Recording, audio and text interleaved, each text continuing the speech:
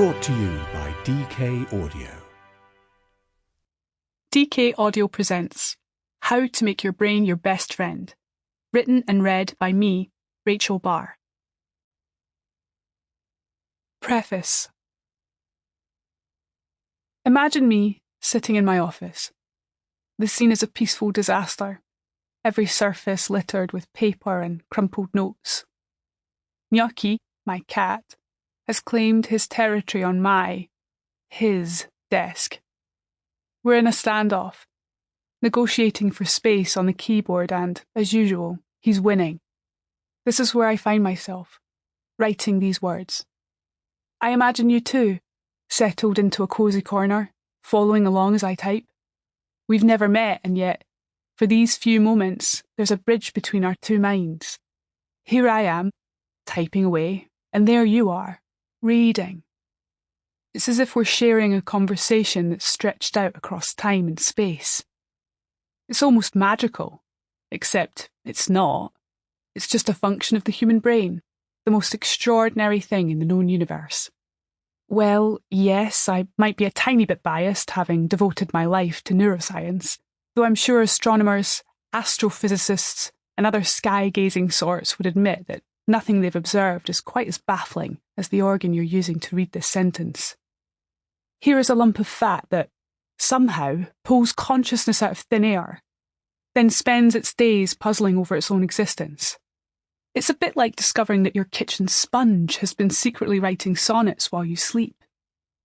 In a universe that is vast and uncaring, the human brain is a rebellious anomaly. Here we are, in a cold expanse of nothingness, thinking and feeling. The cheek of it! We ignored all the rules of the cosmos, carving out a place for ourselves, creating meaning where it was never meant to exist. Of course, having asserted our right to meaning with such conviction, we now find ourselves saddled with the task of actually cultivating it. It's a heavy burden, isn't it? Existence doesn't always feel particularly wondrous or exciting. At times, the constant effort can leave us feeling drained, overwhelmed, and even painfully alone. We're told perfection is the secret to happiness. There's a lot of money to be made convincing you that suffering stems from not optimizing every inch of your life. It's a narrative that's become so pervasive, so ingrained in our collective psyche, that we rarely question it. We just accept that if we're struggling, it must be because we're not trying hard enough, not scheduling meticulously enough, not manifesting positively enough, or worse, that we ourselves are not enough. We're led to believe that if we just work harder and buy the right products, we'll eventually optimize ourselves into a state of perpetual bliss. Meanwhile, in chasing this mirage, we drift further away from what actually does make life meaningful. We are social creatures, wired for belonging and meaning. We yearn to feel seen, heard, and valued by others. We need to believe that our lives matter, that we're part of something bigger than ourselves. Remarkably simple, really. Yet, our modern world, driven by relentless productivity and consumption, often pulls us away from these innate desires. So enamoured are we with the idea of living our best lives, we've forgotten how to just live. In a world that constantly shouts for more, let me whisper one simple truth. Psst, you're already enough, obviously. That's not to say you can't grow. Of course you can. In fact, the urge to evolve is as fundamental to human nature as breathing. But the changes that enrich our lives have nothing to do with glossy upgrades or a flashy, dramatic makeover. They're the kind to tiptoe in without a fuss, gently altering how we relate to ourselves, to others, and to the world we inhabit. It's not about building a brand new you, but rather stepping into an ever so slightly more specific you. That's where the real magic happens, when we become a little more comfortable in our own skin, a little more attuned to our own needs, and a little more at peace. That's what this book is about. It isn't a prescription for a perfect life because no such thing exists.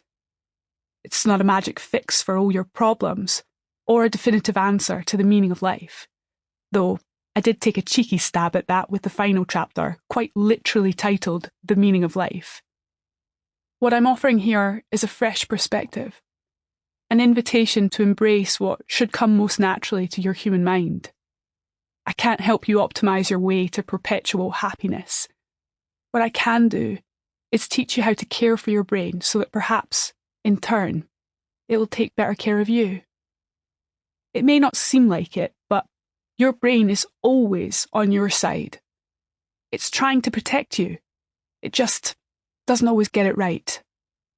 Think of it like living with a wonderfully caring roommate who occasionally sets the kitchen on fire.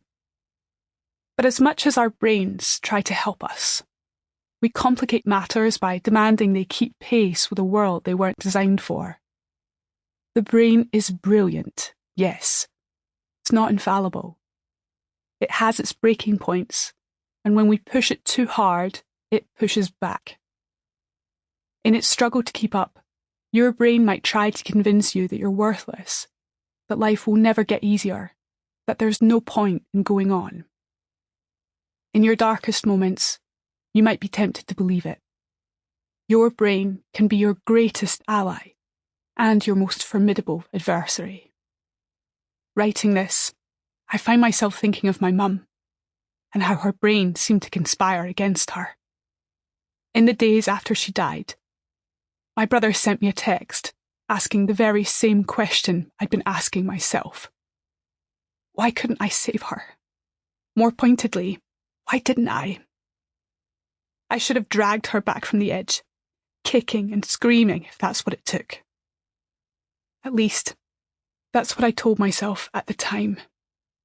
But the truth is, I tried. I fought desperately to convince her that life is worth living. But she left before I found the right words. And so, here I am, writing this book, hoping to find them now. Not just for her, but for you. My mother's struggle wasn't unique. So many of us are fighting with our own minds, exhausted by the very efforts we're told should make life easier. We often hear the brain described as a machine, one we can fine-tune like an engine or a piece of software. But the brain is a living, breathing entity. It's a character in its own right. It's not something to be conquered, but rather to be understood, befriended even, or best befriended if we're aiming for full continuity.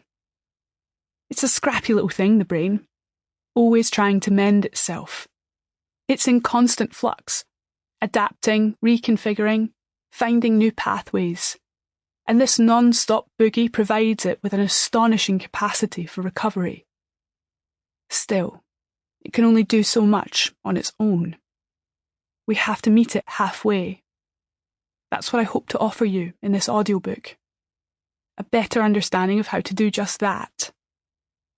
We don't get to choose the brains we inhabit, but we can make ourselves feel a little more at home inside them. So, whichever horizon of time and space you've arrived from, I'm glad you made it. It's a privilege to share this moment with you. Go ahead, kick off your shoes and get comfortable. Let's chat. Chapter 1. Know Thyself. Reclaiming Identity in the Age of Optimization. Growing up in the 90s, the question, who do you think you are, could build me up or break me down.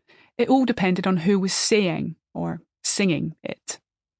In the stern voice of a parent or teacher, it had the power to shrink me down to the size of an ant. The implicit message, though not entirely clear to me at the time, was that only adults could be somebody. I still had to earn the right to assert my identity. It was especially discombobulating coming from my dad, who would deliver this quite clearly rhetorical question, then wait with a stern look as if expecting a profound answer. I'd just stand there, mouth agape, quietly thinking, I have no idea who I think I am. And yet, when the Spice Girls sang the Sample complete. Ready to continue?